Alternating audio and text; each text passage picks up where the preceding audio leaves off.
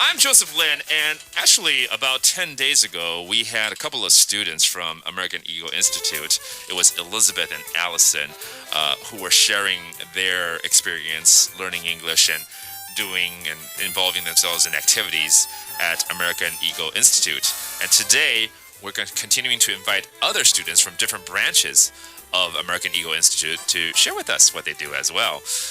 今天呢，又要请到两位呢，是弋果美语两个分校，一个是台中崇德分校，另外一个是台南文园分校的两位荣誉校友。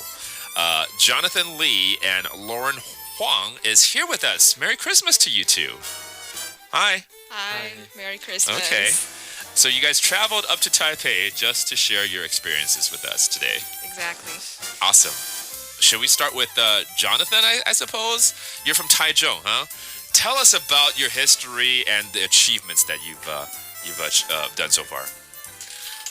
I have been a student at American Eagle Institute for 10 years. 10 years?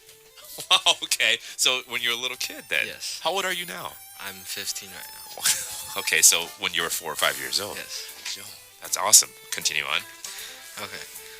Before I get into today's topics, I have to give special thanks to American Eagle Institute for the opportunity that it gave me. Mm-hmm. I also want to thank American Eagle Institute for letting me be part of its community service team as a representation of them in their last event. Community services. Yes. So it's not just about studying academics at school. You involve yourself in a lot of activities with American Eagle, huh? Yes. Wow. Okay, that's very important actually, and it also puts your English learning to use as well. Yes. Right. And I'm currently a sophomore at American School in Taichung, and English has been a huge role in my life. I use it every day because I study English every day. So it comes to you very naturally now, Yes. doesn't it? Well, good job for you. And so you have probably passed a lot of great tests and scores that you've achieved as well. Yes, I passed the B2 first Cambridge English qualification in 2018 when I was about 12 years old. Okay. And I was enrolled with equivalent qualifications to study at St. Martin Catholic Elementary School, which is in Canada. Oh, is that right? So you qualify. But Yes. I've been there. Yes. have you been there? Exactly. That's going to be my question. So you went there for a little while. Yes, for a whole year. For a whole year. Wow. Okay. So there are actually these opportunities for students to exchange, I guess, or to experience abroad, studying abroad as well. Yeah. Wow. Okay. That's good. Congratulations. Now, how about Lauren here? Tell us about your background, and you're from Tainan. That's my hometown. That's where my parents and my relatives are living. I'm from Tainan, but I'm currently studying in National Sun Yat-sen University, which is in Kaohsiung, Sizuan. I am a sophomore, major in foreign languages and literatures. But I was admitted through a different method. It's called Special Selection Program. It's not a regular method like entrance exam. They don't recognize my score in test. They recognize my special credentials before. Gotcha. Yeah. Actually, a lot of applications in schools around the world or the U.S. they may have different criteria on how to admit people and stuff. So it's kind of like a special case thing, or there's a different set of standards that they because examine. this program was pretty new, like maybe a couple of years ago. Okay. Yeah. So you're actually a college student now. Yeah, I am a sophomore. And you were an American Eagle when back you were in high school then, or even earlier than that. Even earlier, I think I started going to an American Eagle at 4th grade in elementary school, It was I guess. elementary school. Yeah. Okay, that was your last life, previous life. Yeah. It's been a while. So long. But you also got yourself into Model United Nations. Yeah, it's a really significant part in my high school life, and it's also what made me special to be admitted to this department.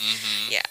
Like, Model United Nation is actually a couple of delegates of high school students. Like, each of us represent a country, and a conference is hosted by, like, 1 to 3 chairs, and we discuss the international issues, like debating and everything has to be spoken in English. So it was kind of a challenge for non-English speaker, but I'm really grateful that I was in American Eagle, so I was not afraid of that at all. Serious kudos to that, because when I was in high school, I was recommended that I should attend, be part of this Model United Nations as well, but I was so frightened by it. I was like, I can't do this. It's actually pretty stressful, but it's putting real life problems in practice. Yes. And like you said, you actually represent a country, and you talk about the issues and represent that country the way that you should represent it. Yes, it's actually fun. Do you remember what countries have you got involved with back then? That's actually quite a lot, because I've attended 14 conferences. Wow. And I also serve as chairs several times. I see. Yeah. So there's a lot of different angles and aspects you've tried. Yeah, before. definitely. Wow, that's amazing. Now let's go back to Johnathan here and tell us about some of your most unforgettable memories at American Eagle Institute. And I know that you also love summer camps over there too, right? Yes. Okay. The memory that I couldn't forget is all the chances I got to become a leader in all its summer camps and winter camps. At first, I really don't know what it needs to be a good leader. But throughout time that I've tried and how the teachers there helped me, I become a better leader and knows what I need to do. Yes. To actually put into practice again, right? Yes. Because a lot of times when we involve ourselves in things, the reason we don't do it is because we're afraid, we're fearful. Like I was fearful of Model United Nations and never did it. But once you get your feet into it and have someone guide you through it, now you know how to do it. Yes. So there you go. How about you, Lauren? Any experiences that you want to share with us that was important or unforgettable? The most unforgettable part is that there's no stress for me in learning English, because in a very formal Taiwanese elementary school or high school, the teachers are always waiting to correct you. But in American Eagle, those foreign teachers, they're just enjoy chatting with you and just wanting to help you practice your English speakings. And the stress is actually friendly, honestly, because that pushes me to put what I have learned to practice into real life. So I think that is the most unforgettable memory, because when I think of American Eagle, I don't think about exams, tests, or stress. I think about the fun games that I played with the foreign teachers and everything that I have learned. That's cool, man. You think about not a school, you're thinking about a culture, an environment that allowed you to learn English and use English freely and in a fun way as well. Not too much stress, because when we put so much stress on how well you do and you're punished by it, there's a lot of negative effects to that, especially for a kid who is just growing up. If you're an adult, maybe it's a different story because you know what's up. But as a kid, it's very frightening. And that could hinder our learning ability. So I'm very happy to hear that American Eagle Institute cultivates that kind of culture, as we've seen over the years. Okay, we're going to take a short break. When we come back, maybe the both of you can tell us or share with us tips on learning English with our listeners. I'm sure they'll be happy to learn more from you guys. Stay tuned to ICRT. We'll be right back after these words. Welcome back to the show. Again, we're here with the two students, elite students from American Eagle Institute. 也就是 弋果美语. By the way, we were just talking about summer camps with Johnathan earlier, right? And he became a leader in his summer camp. He's very proud of that. Speaking of camps, that's another fun thing to get involved with. And if you are a student in elementary school or junior high, 其实好像是针对5岁到14岁左右的学员哦。接下来是不是要进入寒假了？没错哈。There's a program, sort of like a winter camp, if you will, called Mighty Engineers. 这个精英工程师的一个 winter camp 呢，将在1月21号到2月10号，中间会有农历过年的段落可以休假，但是基本上1月21到2月10号的这个 winter camp 大家也可以来参加。If you're interested in this, you can go to American Eagle Institute's website and learn more about their winter camp called Mighty Engineers. Okay. Now let's get back to Lauren and Jonathan right here, and they're going to share with us tips on learning English. 一样 Jonathan, 你有什么样的 tips 要跟大家分享？ I got just a few tips for Okay. you guys. First is to work hard. Work hard. Okay. Whatever you do, work hard, and you'll become better and more confident at it.